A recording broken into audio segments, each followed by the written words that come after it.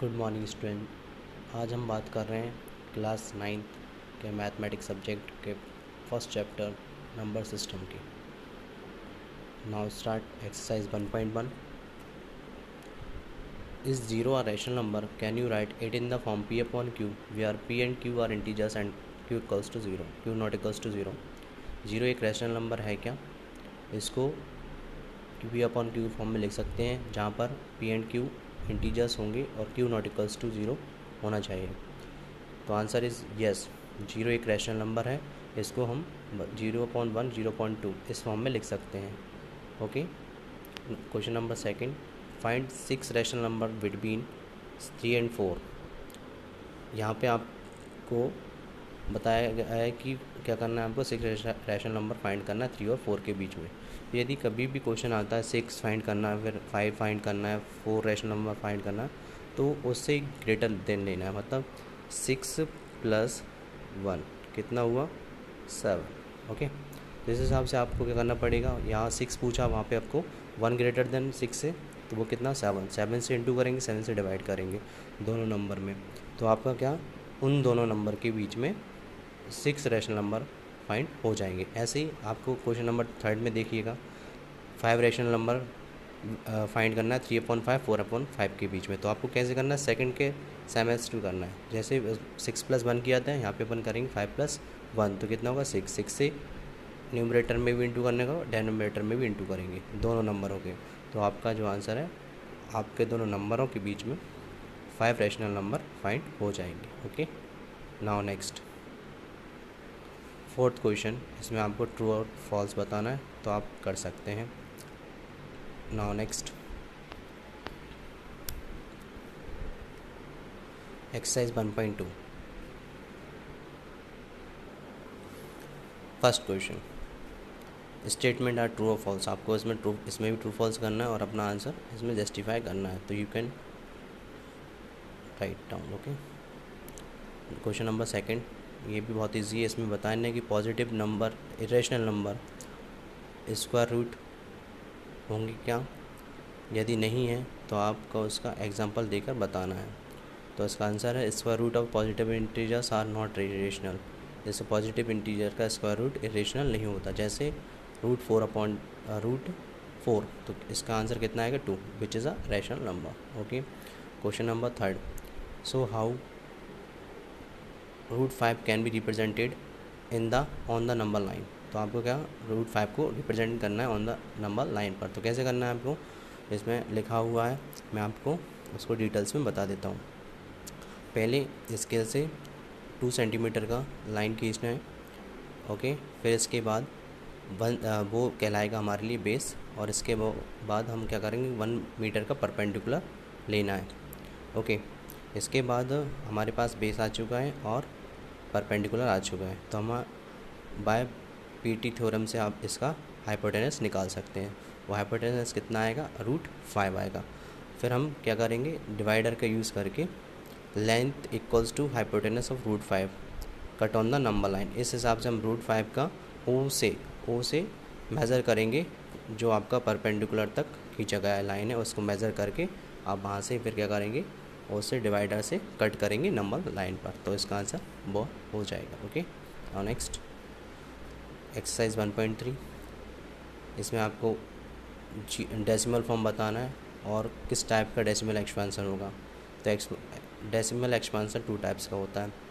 एक होता है टर्मिनेटिंग, जो फिक्स्ड वैल्यू के बाद, डिवाइड के बाद उसका जो रिमाइंडर वो 0 बचे, और एक होता है, उसे बोलते हैं टर्मिनेटिंग, और एक होता है नॉन टर्मिनेटिंग, जो रिपीटिशन होता रहता है। तो उसका मतलब एग्जैक्ट कभी भी 0 नहीं आता, डिवाइड करने के बाद रिमाइंडर 0 बचता ही नहीं है। तो इसमें आप देखेंगे फर्स्ट में 0.36 टर्मिनेटिंग है और 0.09 रिक्वायरिंग नॉन टर्मिनेटिंग। इसको डिवाइड करने के बाद ये आपका आंसर मिलेगा, तो आप इसको कर सकते हैं।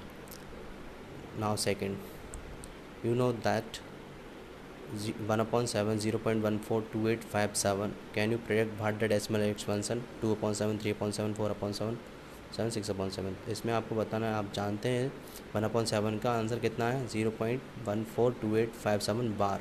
मतलब ये 7 के बाद ये पूरे नंबर्स रिपीट हो रहे हैं। तो क्या करेंगे, आपको कुछ नहीं करना है, 2 इंटू 1/7 जो वैल्यू है उसका इंटू करते जाना और उसका आंसर आपको मिल जाएगा। Okay, now next question number 3, express the following in the form of P upon Q. P upon Q के फॉर्म में एक्सप्रेस करना है, और ये यहाँ पर P and Q are integers हैं और Q नॉट इक्वल्स टू 0 है। ओके, 0.6 पे बार, तो हम x इक्वल्स टू 0.6 पे बार को क्या लिख सकते हैं, 0.666। बार का मतलब होता है रिपीटिशन नंबर्स, तो इसको हम P अपॉन क्यू के फॉर्म में to be written in the P upon Q form. 1 digit 6 is repeating, तो इसमें एक डिजिट है जो रिपीट हो रहा है, तो इसके लिए हम क्या करेंगे, 10 का मल्टीप्लाई करेंगे दोनों साइड्स, तो दोनों साइड इंटू किया 10x हो जाएगा x का, फिर 10 का 0.66 में किया तो कितना है 6.6 पे बार, तो हमने अभी माना है 0.6 पे बार उसको x माना है, तो इस प्रकार से क्या हो जाएगा 10x equals to 6 plus x को इस साइड ट्रांसफ़र करेंगे माइनस का हो जाएगा, तो 9x equals to 6, x equals to 6/9। इसके बाद आपका आंसर है 2/3। नाउ नेक्स्ट,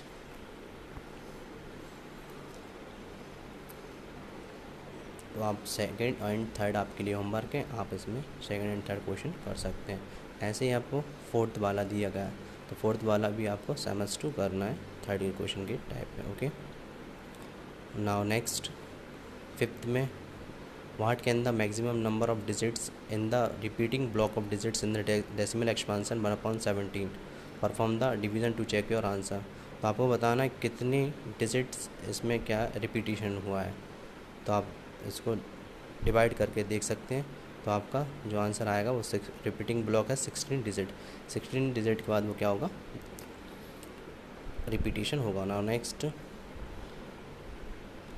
6, 7, 8 और 9, जिसमें आपको 9th वाले क्वेश्चन में रैशनल और रेशनल फाइंड करना है, जिसका रूट 225 है, जैसे कि उसका आंसर कितना 15, तो वो रैशनल होगा। रूट 23 किसी का नहीं होता, तो वो क्या हो जाएगा आपका रेशनल। इस टाइप में आप रेशनल बताना है, और 6, 7, 8 आपको करना है। ओके, नाउ नेक्स्ट 1.4, आपको नंबर लाइन पर विजुलाइज करना है सक्सेसिव मैग्नीफिकेशन के द्वारा। तो स्टेप 1 में आपको क्या करना है, 3 and 4, 3.765 है तो 3 and 4 नंबर लेंगे, इसको मैग्नीफाइंग करेंगे इंटरवल बिटवीन 3 and 4। इसको हम 3 and 4 को 10 पार्ट्स में डिवाइड करेंगे, तो सेकेंड स्टेप में देखें 3.1, 3.2 डैश 4 तक आएगा। ओके, फिर हम किसके बीच में देखें 3.7 और 3.8 के बीच में, तो 3.7 हमने देखा 3.7, तो 3.7 लिया। 3.7 लेने के बाद अब उसको भी हम क्या करेंगे, 3.7, 3.8 को 10 इक्वल पार्ट्स में हमने डिवाइड किया, तो the given number lies between 3.76 and 3.77। इन जो नंबर लाइज होगा वो किसके बीच में होगा, 3.76 के और 3.77 के बीच में। तो आप देखें इसको 3.76 और 3.77 को भी डिवाइड किया 10 इक्वल पार्ट्स में, तो आपको मिलेगा 3.675 fifth division in this magnification. इसके बाद 6 स्टेप में आपको बाकायदा आपका 3.765 उसमें मिल जाएगा। तो आप ऐसा इस प्रकार से इसको नंबर लाइन पे सॉल्व कर सकते हैं। नाउ नेक्स्ट क्वेश्चन सेकंड, इसमें भी आपको क्या करना है, अप टू 4 डेसिमल्स 4.2626, मतलब 4 डेसिमल्स इसमें 2626 4 डेसिमल्स हो जाएंगे। इस हिसाब से आप फर्स्ट की तरह इसमें कर सकते हैं। इसमें क्या है 4 डेसिमल्स तक करना, तो उसमें 3 डेसिमल्स तक। Okay, now next classify the following numbers as rational और इरेशनल। आपको रैशनल और इरेशनल इसमें फाइंड करके बताना है। तो आप देखिएगा जो रूट टर्म्स उसमें होंगे, यदि उनका स्क्वायर रूट नहीं हटेगा तो उसमें क्या हो जाएगा, वो इरेशनल ही बना रहेगा। जैसे 2 माइनस रूट 5 1/√2, 2 पाई, ये सब रैशनल होंगे, इरेशनल होंगे। और इसके बाद √3 माइनस √3 कैंसिल हो जाएगा, 3 बचेगा। 2√7 अपॉन 7√7 कैंसिल हो जाएगा, √7, तो ये रैशनल बन जाएगा। ओके, तो इस हिसाब से रैशनल और इरेशनल निकाल सकते हैं। नाउ सेकंड क्वेश्चन में सिंप्लीफाई करना है, इनटू करके बताना है इसमें, और इसके बाद इसका सॉल्यूशन करना है। तो इसमें आपका आंसर्स लिखे हुए हैं, आप इसका इनटू बाकायदा कर सकते हैं। नाउ थर्ड, इसमें पाई को डिफाइन करना है ratio circumference of a circle to its diameter, इसका डायमीटर डी है, that is pi equals to C upon D. बताएगा पाई क्या है, सरकमफेरेंस अपॉन डी है। This seems to contradict the fact that pi is irrational. बताना है कि pi is a irrational हैगा। How will you resolve this contradiction? तो आपका आंसर इसमें लिखा है, तो ये बहुत ईजी क्वेश्चन है, तो आप इसको कर सकते हैं। Represent under root 9.3 on the number line. हमको 9.3 को रिप्रेजेंट करना है नंबर लाइन पे, तो इसमें क्या करना पड़ेगा, 9.3 से 1 सेंटीमीटर ज़्यादा लेना पड़ेगा, और इसके बाद इस 9.3 में +1 करेंगे 10.3 आ जाएगा, तो उसका डिवाइड करेंगे 2 से, तो इसका वो क्या हो जाएगा, डायमीटर का हाफ क्या कहलाता है, रेडियस। तो इसके बाद रेडियस क्या हो जाएगा 5.15। तो रेडियस आने के बाद हमारे सेंटर ओ मिलेगा। इसके बाद विथ इस ओ एज अ सेंटर, इसको ओ सेंटर मानकर, तो आपका 5.515 यूनिट्स रेडियस हो जाएगा। इसके बाद इसको हम क्या करेंगे, एक सेमी सर्कल बनाएंगे। सेमी सर्कल बनाने के बाद A B draw A B perpendicular हम बनाएंगे O A to cut the hemisphere at B पर हम इसको क्या करेंगे, सर्कल बनाने के बाद हम उसको बी पॉइंट से जो 9.3 तक था उससे हम सीधा क्या करेंगे, उसको एक परपेंडिकुलर बना देंगे। इसके बाद the length A B is a under root 9.3 unit, तो ए बी जो रहेगी वो क्या होगा, अंडर रूट 9.3 यूनिट्स होगा। अब next question number 5, rationalize the denominators of the following. Rationalize करना है, तो रैशनलाइज में आपको पता है कि जो नीचे जो डेनोमिनेटर्स में नंबर होता है उसका इंटू करना पड़ता है, उसी से डिवाइड करना पड़ता है। तो देखें 1/√7 है, तो इंटू किया √7/√7, तो √7 से इंटू ऊपर में भी हुआ और नीचे भी हुआ, इस हिसाब से आपका आंसर आया √7/7। फिर सेकंड में 1/√7 - √6, तो इसमें आपको क्या करना है, √7 - √6 था, तो क्या √7 + √6 होगा।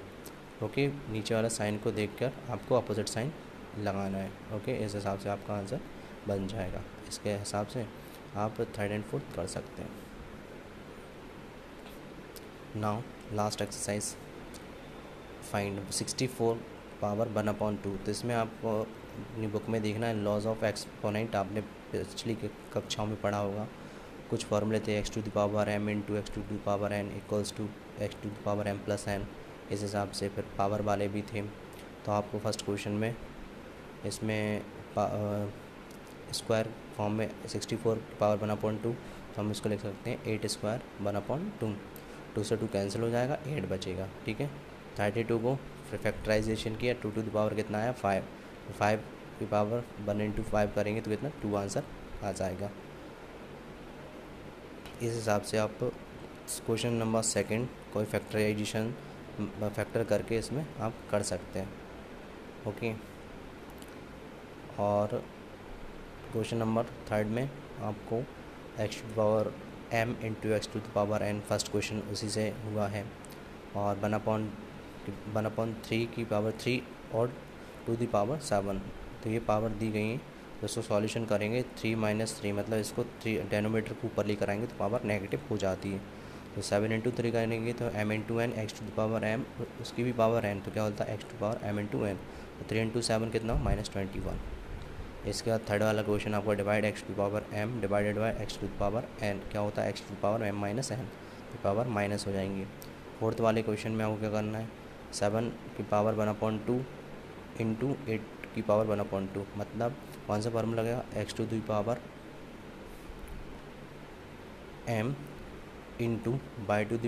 m, तो x × y और क्या पावर m हो जाएगी, तो x × y मतलब 7 × 8 56 और पावर 1/2।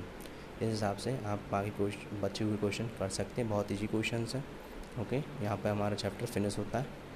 ओके।